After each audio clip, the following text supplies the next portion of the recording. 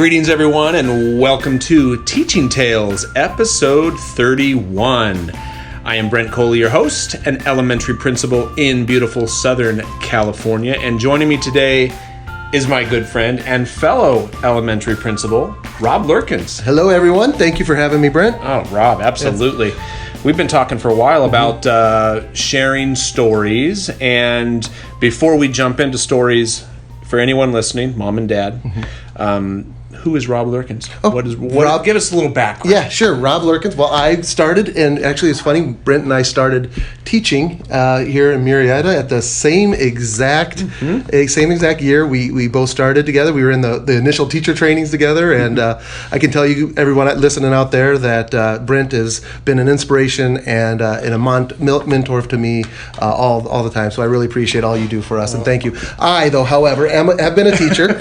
I'll go on about your first Hold on, I got to get that $20 bill out to pay you for that. Thank you, Rob. Yes. Well, I was a teacher at an elementary school for years, taught 4th and 5th grade, and became a principal, an assistant principal, and for 3 years, did that for 3 years, and now this is my 3rd year as the principal, and just absolutely loving it, absolutely loving I guess you could call them curveballs. We might call them knuckleballs. Whatever gets thrown at us every single day. So, it's just speaking of that, just what to expect. Expecting the unexpected is kind of what our job is.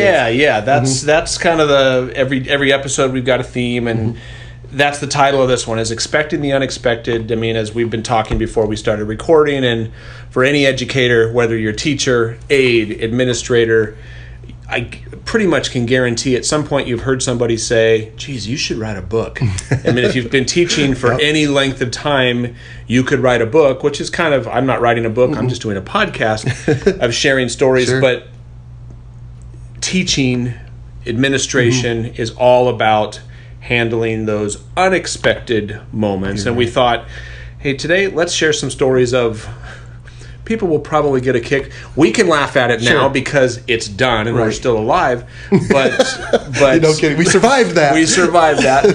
But Rob, I mean, because your first story. Yes. So let's share some stories of the unexpected, something that, oh my goodness, I did. They didn't teach me. They didn't teach me that in principal school. Yeah, absolutely. So let's kind of go with my first day of actually being a principal. My very first day. So excited about getting started. Got the staff ready to go. We had our beginning of the year, training. Had that all ready to go. Got it all set for the first day of school. Said goodnight. Closed the lights out. Walked home. Got a halfway decent sleep that night. Phone rings about 5:30 in the morning. Custodian showed up a little early, said, we don't have any power on here at school. So in the middle of getting ready on that first day of school, I wanted to do the kids, a little Pinterest. Hey, happy first day of school. Here's first day of principal job. Here's Rob Lurkins, and with the little cute little first day, like with the first. No, that didn't happen because I was grabbing my bag, running to the school. I get to the school. And of course, the forecast is supposed to be 105 degrees outside, as it is in Murrieta in August of And so already planning on we're probably going to be inside for recess. We're probably going to be inside during the day. Get to school. And I see our power lines down. I see the utilities company there with the truck, trying to work on the transformer. So I run over and I'm like, okay, guys, give me a prognosis. When can we get this thing up and running? What's going on? And the first time he says, well, we're going to look at this, get this all entangled. We'll give you another clue about 10 o'clock. So my first thing is, on the first day I'm principal. 10 o'clock, when school starts at 8:30. Yeah. Okay. So, and I'm like, my first day at principal, I have to now call our superintendent. I have to call our everybody and say, hey, what's going on? And unfortunate thing is I don't have power. My phone is good thing it was completely charged, because I'm thinking I don't even know if I'm going to have enough power to call the people that I need to call. So I get in through, and thank goodness I have them all in my list, and I'm dialing numbers and saying, hey, this is what's going on, giving updates. So of course then by probably 7 o'clock in the morning, the support from the district comes in waves. I mean, there's everybody. Fabulous. Everybody was there helping me. But looking at it, we're trying to make the decision. Hey, not going to know till 10. It's going to be dark dark coming in the first day of school. I have 900 kids walking through this gate here, and they're going to come into a dark classroom. Teachers don't know what the role is because their computers are all off. They don't have anything. So, it was a great way to learn, man, what do we need to do next time? But at this time, I'm still thinking, oh, man, what are we going to do? Not on my first day. Not on my first day. So, yeah, so it is just, controlled chaos. And it's almost like when this happens, breathing, saying, okay, calm, what are we going to do? How are we going to fix this?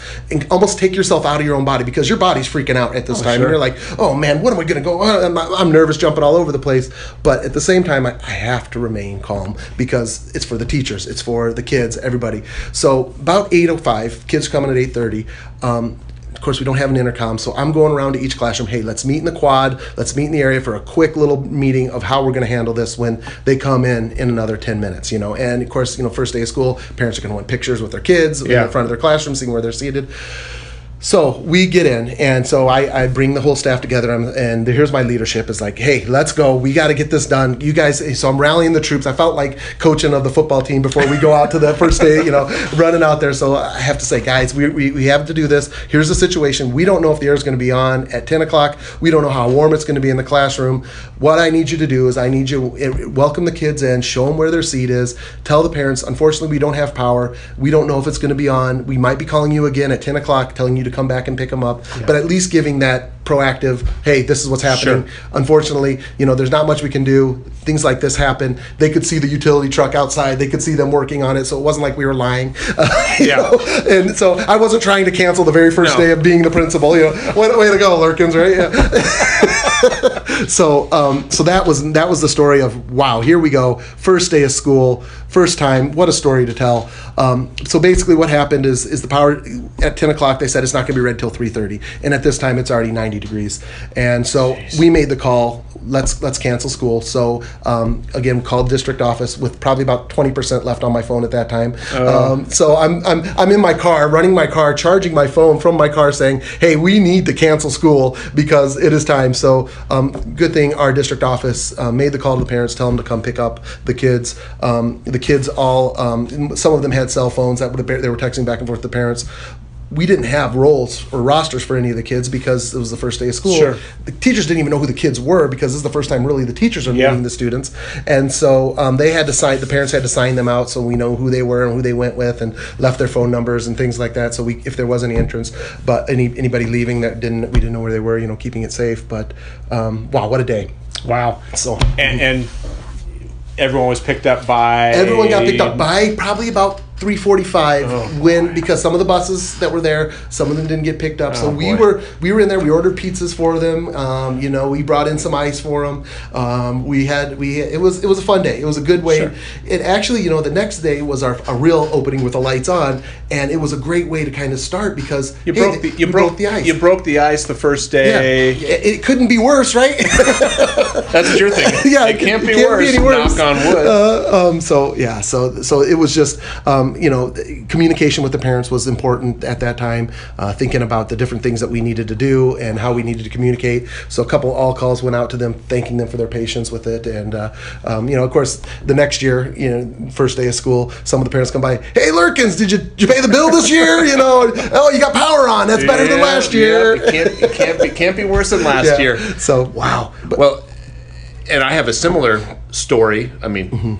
Thankfully, it wasn't quite that bad, but it was just recently, 2 or 3 weeks ago, we had, if you remember, we had a big storm. Sure. Mm-hmm. And at about 2:15 in the afternoon, in my site, we get out at 3 o'clock. The wind was blowing, there was lightning in the area, it was like starting to rain, and all of a sudden, right at about 2:15, boom, power goes out. Which... That's not the biggest. No. I mean, kids power goes out. Yeah, no problem. The problem was that when the power went out, the fire alarm went off. Oh no! So now the fire alarm is going. Do we evacuate? Do we not evacuate? And I'm thinking, oh geez, this has just happened because of the power going out. There's lightning outside. Mm-hmm. There's heavy winds. So I pick up the phone to go on the intercom.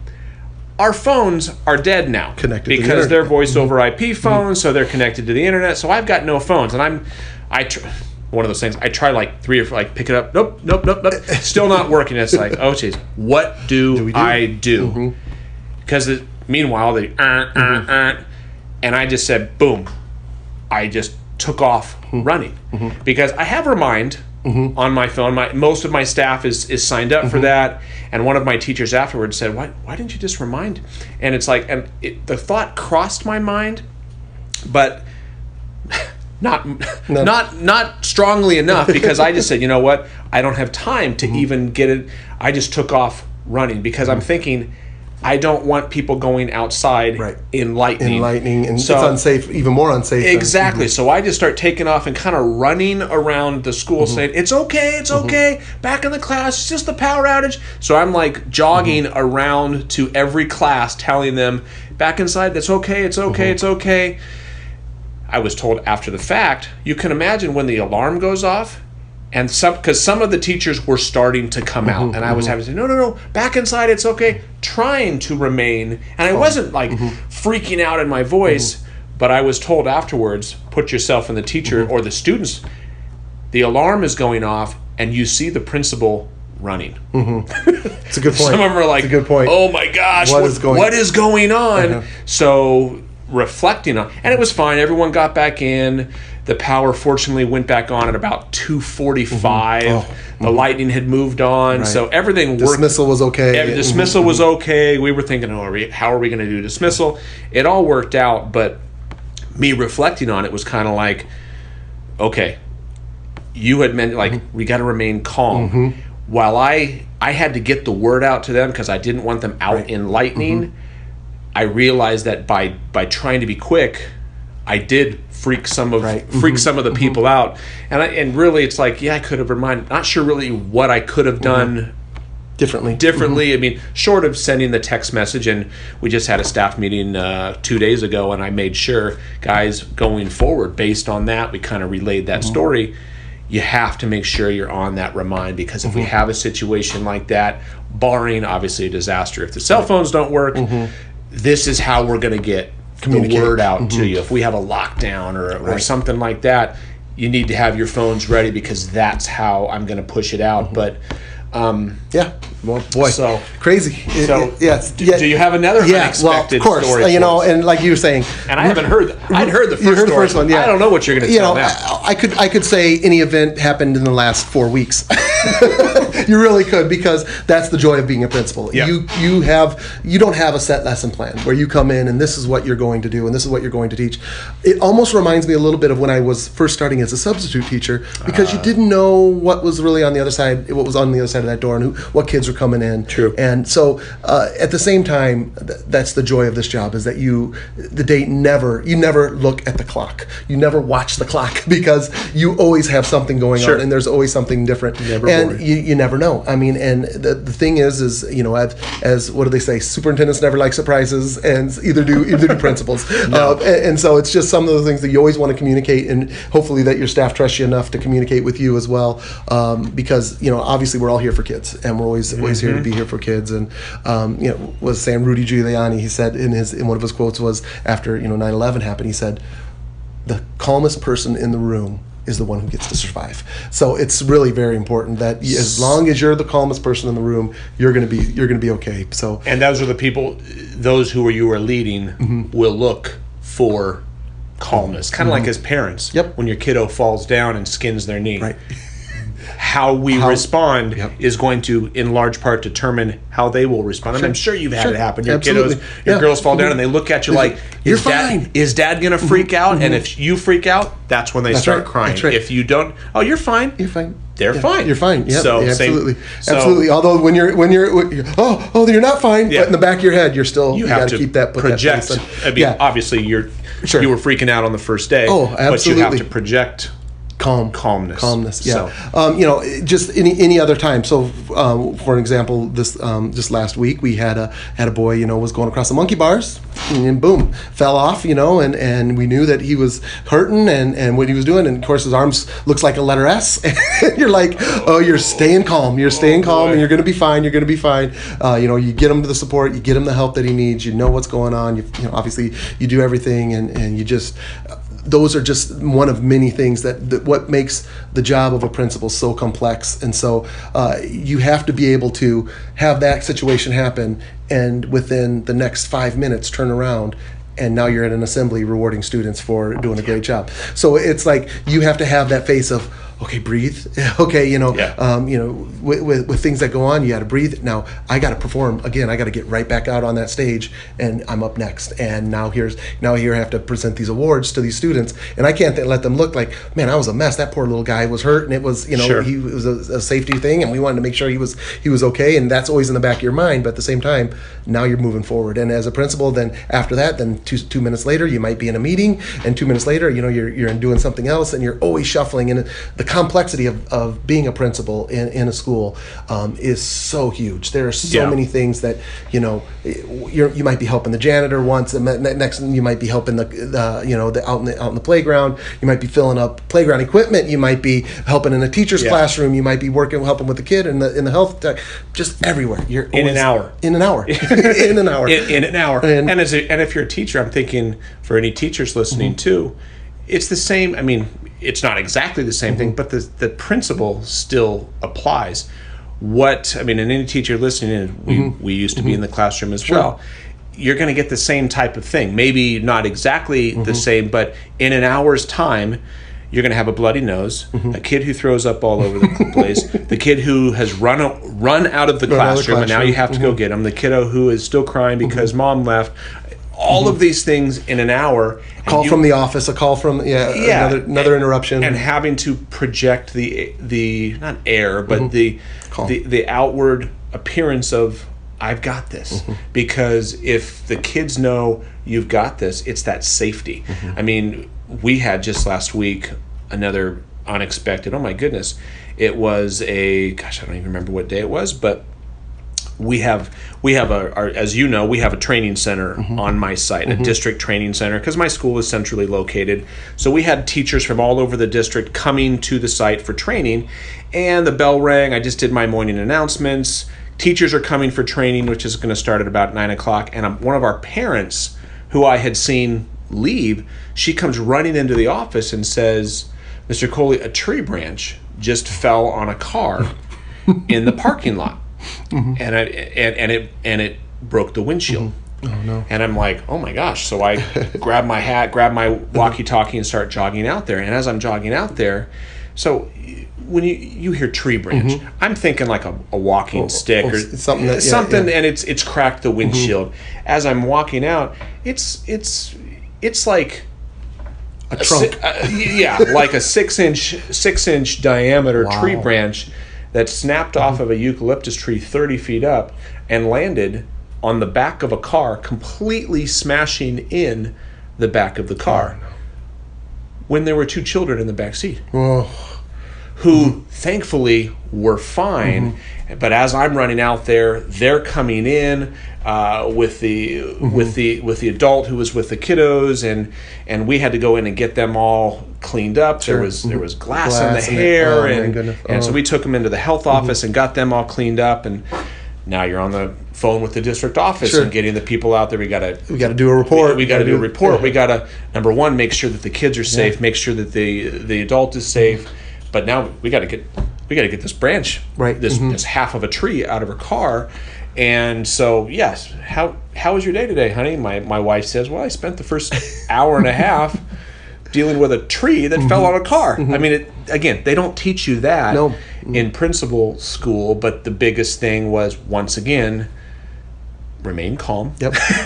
Because if I freak out, they're going to freak out. And at that moment, all that adult wants, all that those kids wanted was, number one, obviously, oh my gosh, I apologize. I mean, obviously it wasn't my fault, but my goodness, we apologize on behalf of the school, and let's do everything we can to make you comfortable, make this right, so that they feel safe. I mean, that's important. Our number one thing is to make. I mean, the kids can't learn if they're not safe, if they don't feel safe. And I think you said 900 kids at your school. I've got about 860 at mine. And every day when those kids are dropped off by their parents the only thing that enables those parents to actually leave, trust us, is that they feel that we've got their kids safe, and that those teachers, the staff, the support staff, the administration, that those are people that calm. Do we have all the answers? No. Oh gosh, no. I mean, and we make mistakes. I mean, there's every we single make day. so many mistakes, and we learn from them. But at the same time, we try to do what's best, and always try to do what's best for kids. And if you can keep that in your mind, we're doing this. What would we do to make sure the kids are safe and that it's the best, what meets their needs? That's what we're doing. And so absolutely. So for anyone listening, the moral of the story, for those of you who were thinking, well, I wanted to be a principal until hope we didn't scare you away. With trees falling on cars and no power, and, yes, right, and lightning and all the different kinds of things. But but you're going to. I mean, there is the 4 words that I've never. Let me make sure that it's 4. Yes, that's 4 words. The 4 words that I've never spoken, and I can guarantee you've never spoken it going home to just, well, how was your day? Well, that was boring. Right. I mean, those are 4, well, that was boring, are 4 words that have never nor ever will be spoken, because it's the beauty of our job. Yep. That, yes, we have a calendar, and there are things on that calendar, but no day is ever the same. And when people have said, sometimes you have, the other day, last week, I had somebody who's in an administrative program and had to do a day of shadowing, and you get the question, I'm sure you've gotten it, so what's a typical day like?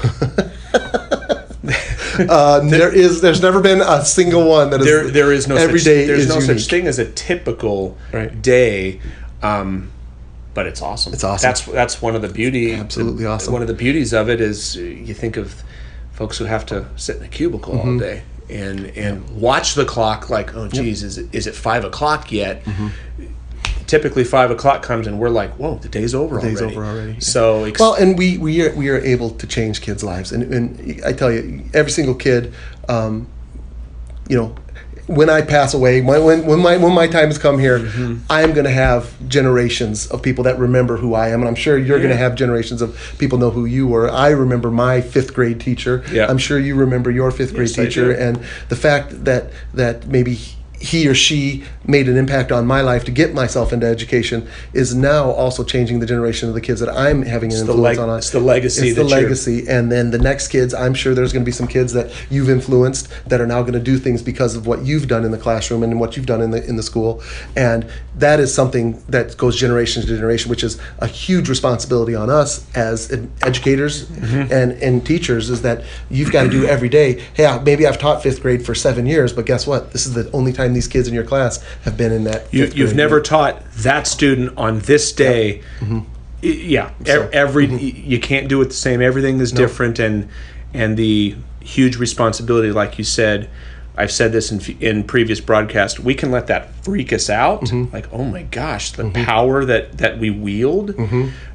But I choose to spin it around and say, wow, look at the opportunity that we have to shape the future teachers. Absolutely. Principals, doctors, lawyers, all of the people who are going to lead this country and lead the world. Yeah, that's a responsibility in the future. So, very good, awesome. Those are some fun stories. So hopefully, anyone listening, that was enjoyable. Yes. Hopefully, you learned something. So the moral of the story is, stay calm.